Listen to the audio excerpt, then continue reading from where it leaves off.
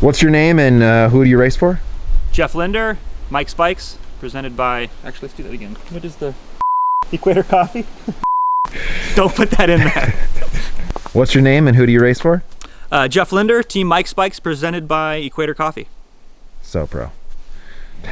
But give me the real quick, who is Jeff? Silicon Valley guy, didn't grow up there though. Came from right here where we're at now, which is Cayucos, small town. Didn't race bikes growing up, was a BMX kid, and then kind of got into the sport late.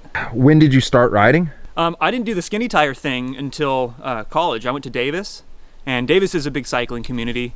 Unfortunately, I actually didn't race for UC Davis, but that's kind of where I cut my teeth, just with like meeting some really influential people, Phil Mooney, namely, some other folks out there. And then I was like, oh, I'll be good at this. I kind of ran track a little bit in high school, wasn't very good at it, but I thought, yeah, that fitness will translate, right? That makes sense. So I got just dropped like crazy constantly, and I'm a pretty competitive person, so I thought like, oh, I got to pursue this and get better at it. So it wasn't really until after I graduated college when I started doing the early bird training races, and that's when I fell in love with the sport and understood drafting and pack riding and these sorts of things. Like, how long did you ride before you went, okay, I get it? I was getting dropped, and I was motivated to like not get dropped and ride harder and to understand like why this was happening. So I think once I started group riding, so it was like maybe 6 months after I first rode a road bike, a proper road bike, that I started doing group rides and feeling the draft and understanding that dynamic of like, oh, you don't have to be necessarily the fittest person, because again, I had a background in running. So you don't have to be the fittest person like running. There's kind of a barrier to entry, but then after that, like, you can use strategy and you can position yourself in such a way where you're using much less energy, but you're still getting a win or being at the front of the group. So when did you start taking training seriously? Yeah, I was also a late adopter to that. I got hooked on the sport. I was just riding a ton. I was racing a ton, kind of coming up the ranks, and I was finding success. So I think that had to do with my aerobic fitness, being a runner, kind of an unsuccessful runner, but a runner. So I didn't really find the need to focus on like interval training. I didn't buy a power meter. I didn't even have a heart rate strap or a computer for years. I just rode. And I think that's kind of important. I don't think you need to dive into the power and stuff like that early on. But then I started hitting kind of this barrier where I think you do after a couple of years of riding, I think you can find a lot more success if you do structured training, when you start understanding that difference. Or if you have help, like if you have a coach. I don't think diving into the intervals like right off the bat is necessarily the best idea. Get your feet wet with riding in a group. God, it wasn't until early 2018 I bought a power meter, or maybe late 2017 I bought a power meter, and then I started doing interval training, and it took my fitness to the next level, and that's when I started finding success in the P1. How many hours a week do you train?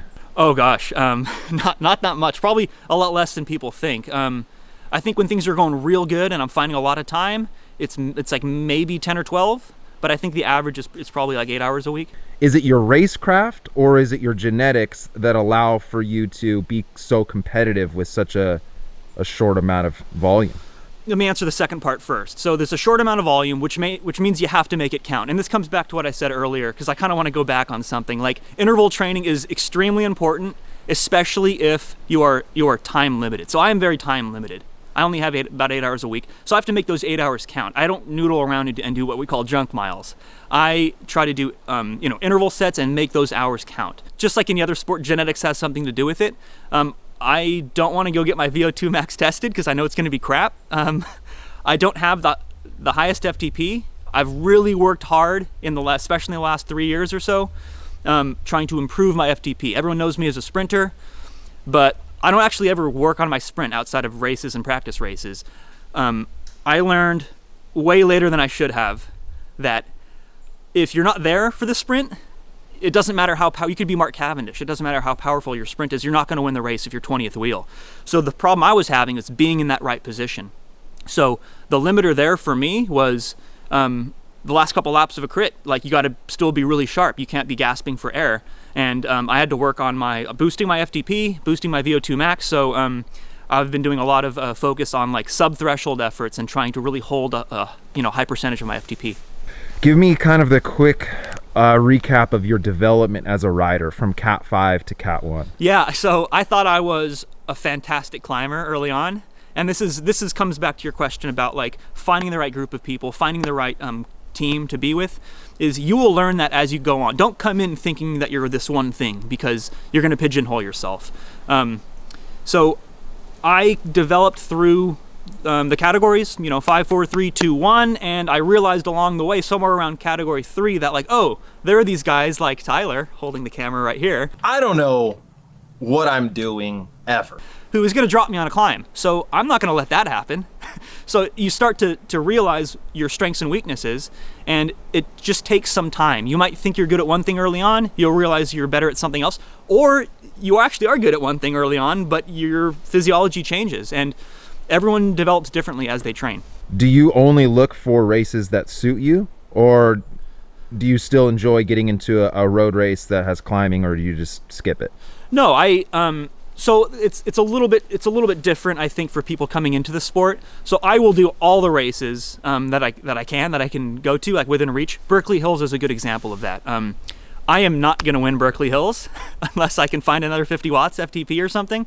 But Mike's Bikes has a big representation at Berkeley Hills. I will show up at Berkeley Hills and do the team thing and maybe join a breakaway. And I'm not saying that it's a 0% chance that I'll win, but my role there isn't to win in a pack sprint, because it's not going to be a pack sprint.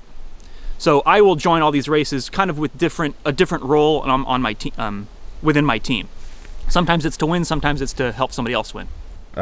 Your home team to Mike's Bikes, arguably the biggest team in NorCal. So I've made a few team switches throughout my bike racing career, and I think we quickly go through that because I think it's relevant. So I started with Webcore, and that was a good learning experience because that was Webcore Elite when they were like kind of on their way out, and I got this wealth of experience from very knowledgeable riders who had been in the sport for 20 years. And then I stayed with them maybe a bit too long as the program was starting to fall apart. They're kind of coming back now, but I moved over to Tayroon, which is Squadra SF. That's the club. Within the club, it's Tayroon Elite. You guys remember the pink jerseys. I love those guys. I still do. It was a very difficult decision because I got a phone call from Mike's, and Mike's wanted me to join their team, and it's a great opportunity to race on a national level, and Mike's program is obviously like really fantastic also, but still remain friends with the Tayroon guys. It was a really tough decision. Finding the right team, or making that uncomfortable decision to switch from a team to maybe have better development or go further. So if you're just starting out in the sport, finding a club of just like-minded individuals is a good place to start, and then you'll develop yourself as an athlete amongst other athletes. You'll find out what you're good at, what your teammates are good at, and then you can play that team game. You can understand how the sport works at a higher level, because that's a common misconception also. When you're starting out in the sport, you think the strongest guy is going to win. It's an individual sport, but it's very much a team sport at a higher level. So you will find the right group of friends and teammates eventually, and you might have to make a team switch if you're not compatible with that group of people, or they don't have the same training values or race values that you do. So sometimes it's hard because you'll make friends with people, but maybe you don't have the same compatible ideas about how to win a race, or the same strategy and the same goals in mind. Does diet and off the bike training play any sort of role for you? Not really. I think this is more to your question before about genetics comes in. I'm pretty lean. I'm lucky that I don't have to think too much about my diet. Also, I'm not a climber, so I'm not worried about carrying around another extra 5 or 10 pounds. I eat when I'm hungry, and I try to surround myself with really wholesome and good food. And I don't do any weight training or anything like that. I'm looking into potentially doing that soon, now that I'm getting a little bit gray in my beard here. Any goals to compete on the national level of? Yeah, absolutely. That was one of the big reasons that I decided to move over to Mike's Bikes, is they have a much bigger presence on a national level. They're a domestic elite team. I think it's written on the jersey somewhere here. They're a domestic elite team, which means they have invites to some bigger national level events. They will have an actual squad at nationals, which I was planning on doing this year, but COVID. And also, they show up to much bigger races on the national calendar. So I wanted to target some very specific races that I could either be a really critical support role in, or I could have a good shot at myself of winning. What were your thoughts when you are maybe one of the best sprinters in California? You get on Zwift and get blown out the back instantly. I was like, I better make a video about this. So I made a video about it, and I was like, this is why my Zwift sprints suck. Yeah, so Zwift is great for training. If you really like doing FTP repeats, because that's basically what it is. It's a functional threshold power effort, and it ends in a sprint if anybody has anything left. It's not like real racing. And I didn't realize that coming in. I thought they were doing a good job at taking the outside inside, but it's just a different sport. Like something somebody told me earlier was like, you know, who is the current national Zwift champion? It's like, well, I don't know. Because I don't think he races road.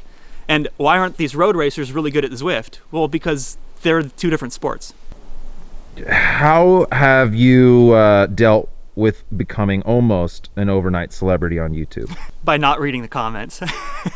No, I'm just kidding. I read all the comments. I respond to as many as I can. But yeah, it's tough because you become, as you gain popularity, you become a public figure, whether you like it or not. People are going to say disparaging things about you, and you kind of just have to let those negative comments off to one side and then focus on the positivity on the internet. What do you think has been the thing to take you from 100 views a video to 100,000 views a video? Good question. I think that I don't force it. I make content that I'm passionate about. I make honest content. I am not beholden to any sponsorship that is telling me exactly what to do or anything like that. I make content that I'm proud of, that I have full creative control over, and that gets me excited. Like, I love the comparison videos. I love the race commentary. That's my bread and butter. So I'm passionate about it, and I think that comes across in the videos. How much time have you now been spending on the YouTube versus your day job?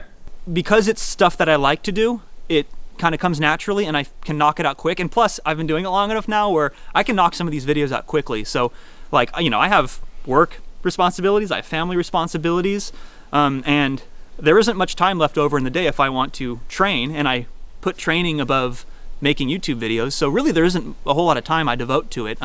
But as it gets bigger, I want to put polish on the videos and make it look as good as possible for you guys and get that information across as clearly as possible. Family, training, YouTube, work balance? Don't watch TV or play video games, or don't make every moment worth it, make sure that you're spending your time wisely and try not to waste any time. How important is it to ride and train with the guys you're racing with? Early on, it's more important. I do race and train with my teammates on occasion, but like, for example, we showed up to, earlier this year, we showed up to Cal Aggie, and like, I didn't race or train with any of them, hardly. I raced against them on another team, but we showed up and we executed a lead out perfectly, like down to like the meter we wanted to launch me.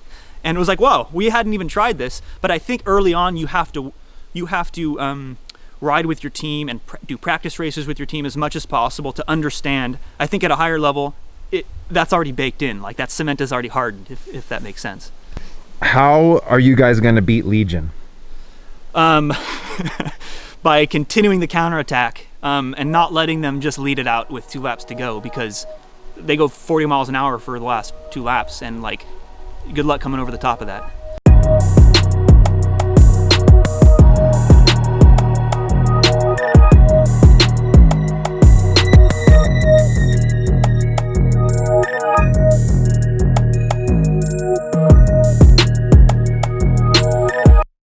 My name is Jeff.